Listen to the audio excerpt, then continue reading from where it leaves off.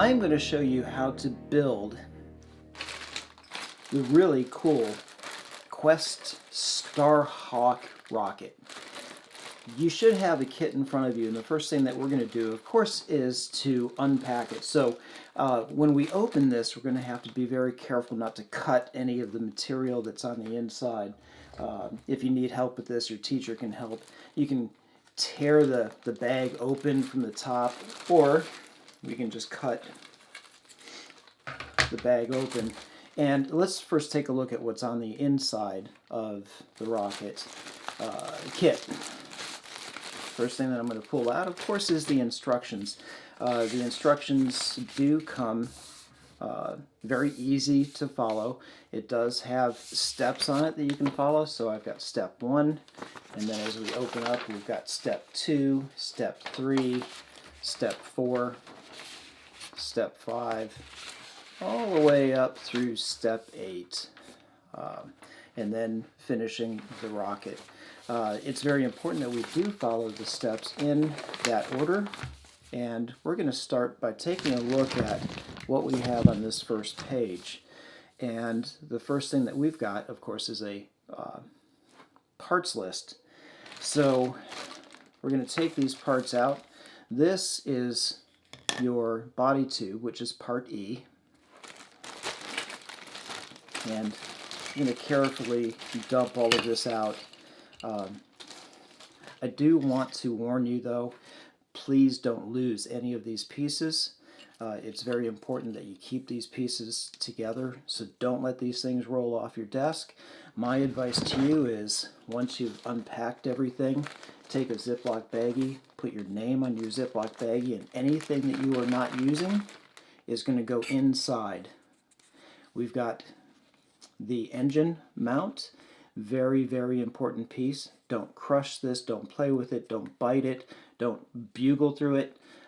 Keep it just the way that it is. That goes in your storage bag. This is your fin set. Okay, so these are going to be the fins. Again, don't bend them, don't break them.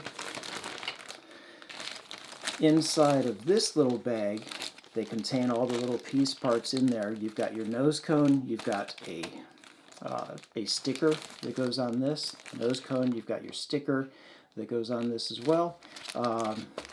And a couple of other pieces that are going to go along for the engine build.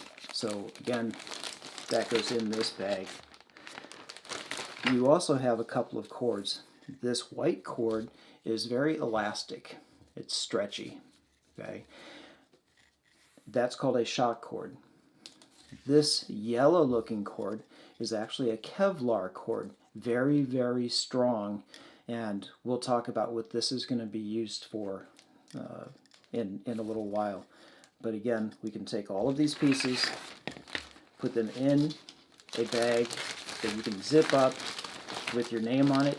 If you're working in a group, you can put your group's name on it. Body tube, don't sit on it, don't smash it, don't crush it. It's important to keep that straight. So I'm going to keep all of this stuff in my Ziploc baggie, zip it up nice and tight, and I'm going to put that off to the side. You're also going to need some Elmer's glue. Okay, typical Elmer's glue looks like that. You should have plenty of that in the classroom. This works real well. If your teacher has other glue like Tight Bond 2, something that looks like this is even better. Okay, this is even better. It dries much harder and it dries much faster. Both glues will work just fine, but the Tight Bond 2 dries quicker. You don't have to go out and make a special purchase for that. Elmer's glue works just fine. Just takes a little bit longer to glue. So we're going to be doing this over a period of days anyway, so it works too. All right. First thing we're going to do is organize our work area, make sure that your desk is cleared off, and we're going to break into our instructions. We have everything in place. We're going to need our glue. We're probably going to also need a good sharp pencil and a ruler. If you don't have a ruler, you can always use the instruction booklet. The instruction booklet has a ruler in inches right on the side. So if you need to measure something, you can always use this, start at 0 and measure across.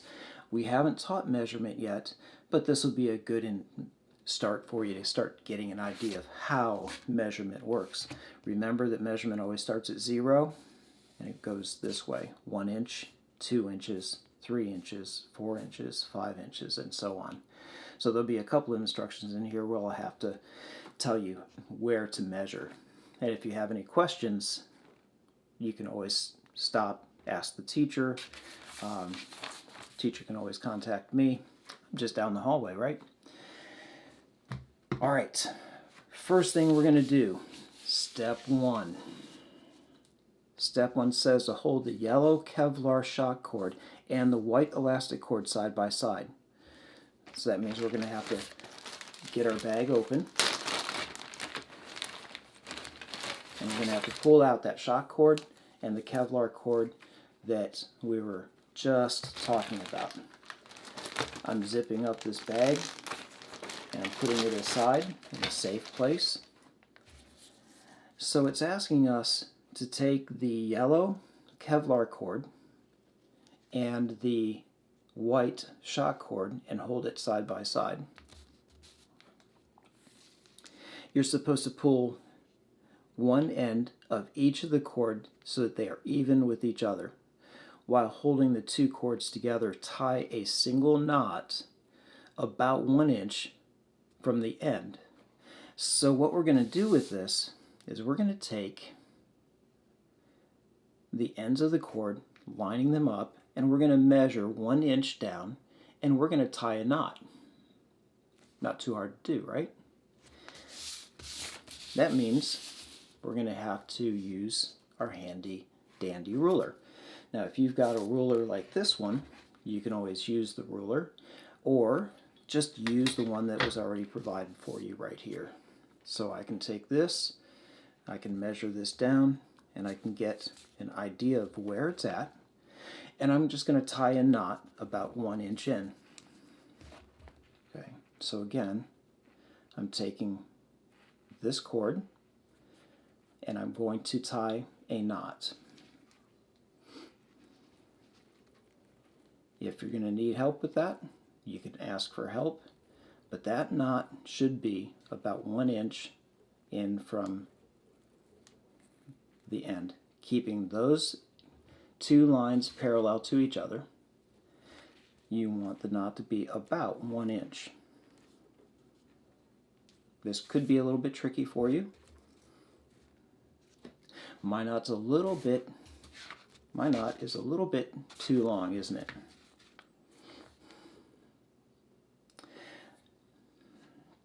So I'm going to have to adjust mine. This is not rocket science, so it doesn't really matter if it's a little bigger or a little smaller, but we're going to get it as close as possible. And that was kind of funny saying that it wasn't rocket science because we're building a rocket, so little rocket humor. All right, would you agree that that's about 1 inch? I think so too. From 0 to 1, that's 1 inch. So I'm going to pull that tight. Just like that, pulling both ends. And your finished product should look like that. So that's what we did with this one. Part A, gently pull on both of the cords to set the knot to prevent it from slipping. And now part C says to apply a small amount of white glue on the ends of both of the cords to prevent them from fraying. Okay, so I'm going to take my glue, unscrew it, and I'm going to put a little bit of glue just on the end. And if you can't get it directly on the end of it, then what you could always do is you can put a little bit right on the tip of your finger, and then just put some on the glue, on the cord, just like that. And just kind of wiggle it around a little bit.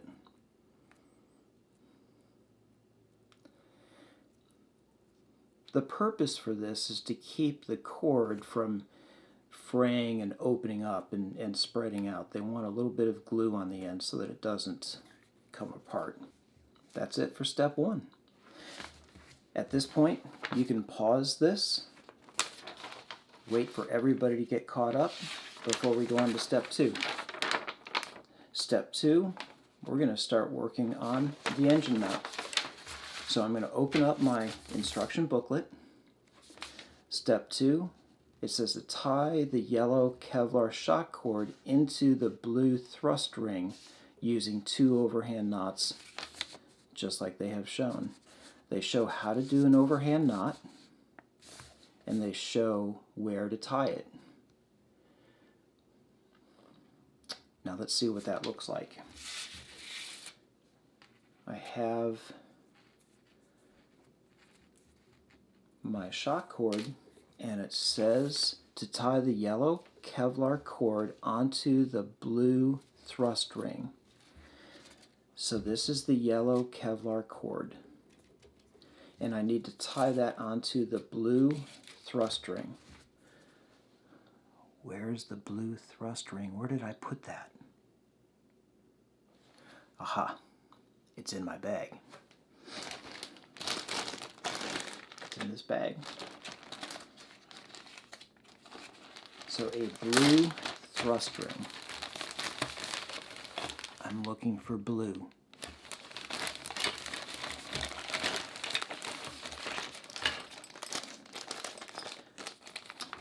There it is, right there. It's inside that bag. So it's in the bag. It's in the bag inside the bag. Okay. So I'm opening this up. I'm not going to take anything else out except for the blue ring. Okay. I'm going to zip this back up, and I'm going to put this back in. Zip that up, and I'm putting that off to the side.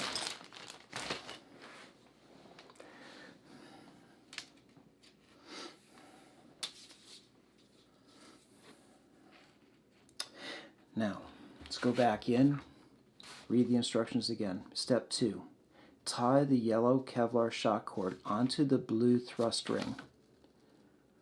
Okay, so I'm looking at this and I'm looking at the picture, and I can see where they have the white cord tied. See that right there? Let me move that down here and see how they have that tied there. So this is the white cord, and this is the Kevlar cord. So we're going to take this end and we're going to tie it around that, and we're going to use an overhand knot. So what we're going to do with this is we are going to use an overhand knot, which means that we are going to loop this around just like you are tying your shoe, and I am going to pull it tight just like that. Notice in the instructions here it says tie 2 overhand knots. The reason that you want to tie 2 overhand knots is because if you tie just one, it will loosen up and it will come apart. So you want to tie 2 of them to make sure that this does not come apart. So 1 and 2.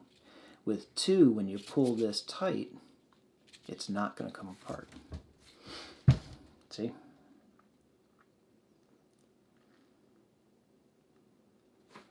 Okay, so go back and review what we have done so far.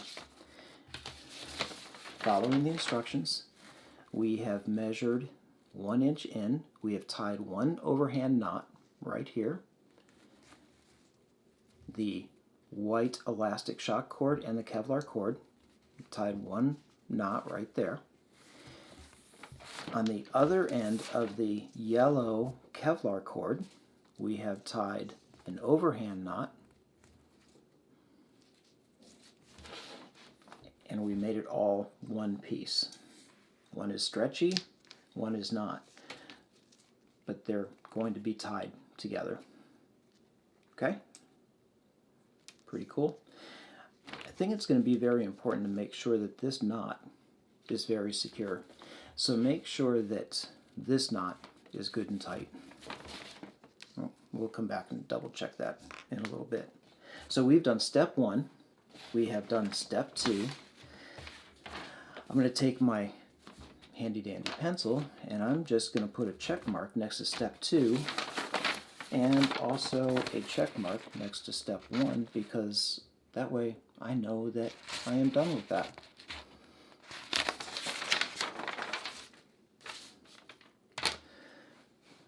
Are you ready for step 3? All right. Step 3. Let's read the instructions first. Step 3. Apply white glue around the inside edge of the yellow motor mount tube in the end with a slit on it. I may have to read that a couple of times before I can comprehend that and before it makes sense. Then I'm going to insert the blue thrust ring into the yellow motor tube with the yellow Kevlar and the knot facing as shown until it is even with the end of the yellow motor mount tube. All right. Yellow motor mount tube. Now I'm looking at these pictures. Yellow motor mount tube. So I need to find the yellow motor mount tube, and that's the thing that we were talking about before. That's this piece.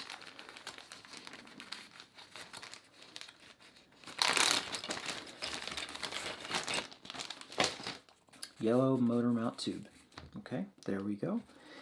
And it says it has a slit in it or a cut, and that is right there. That little mark, that little slice right there. Can you? Yeah, you can see that just fine. That little mark right there, that's actually a slice that goes right straight through it. So be aware of where that's at.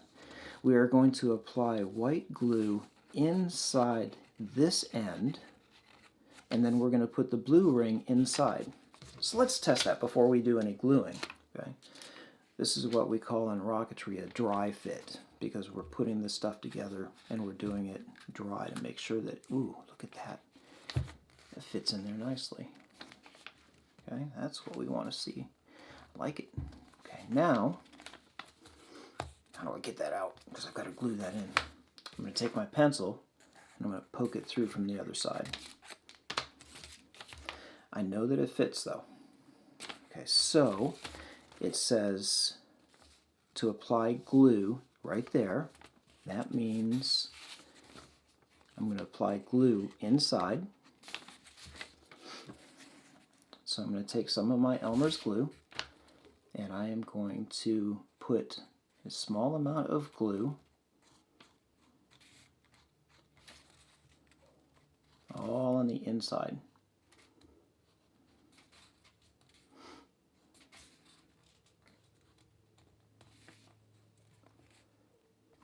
Just like that. And then I keep dropping my Kevlar cord. I'm going to bring that up, put that on top of my desk. And then I'm going to insert the blue thrust, come back here.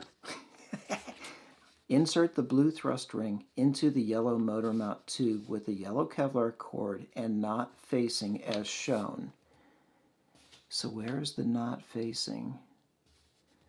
The knot is facing backwards, and we're going to do that even with the end. Okay, so here's what we're looking at doing. We're going to take this knot and make sure that the knot is facing this way.